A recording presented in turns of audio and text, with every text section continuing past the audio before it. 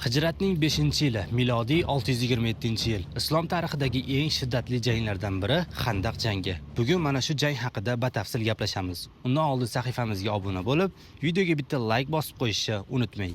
Musulmonlar soni atiga 3000 kishi edi. Tasavvur qiling, mushriklar va yahudiylar esa 10 000 kishilik qo'shin to'plab Madinaga hujum qilishadi. Dushman qo'shinlari Madinaga yaqinlashayotgan payt biz shaharni osongina egallaymiz deb o'ylashgan edi.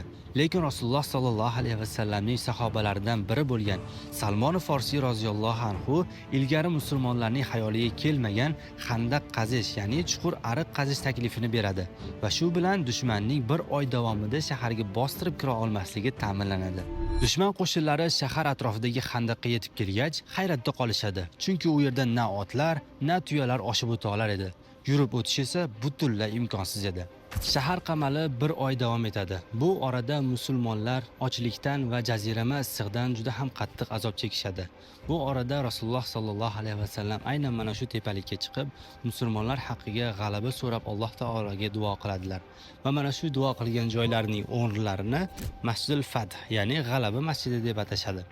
Alloh taolo u zotning duosini ijobat etib, kofirlarning lashkarlari ustiga kuchli shamol yuboradi. Shamol ularning chodirlarini uchirib ketadi, olovlarini o'chirib tashlaydi.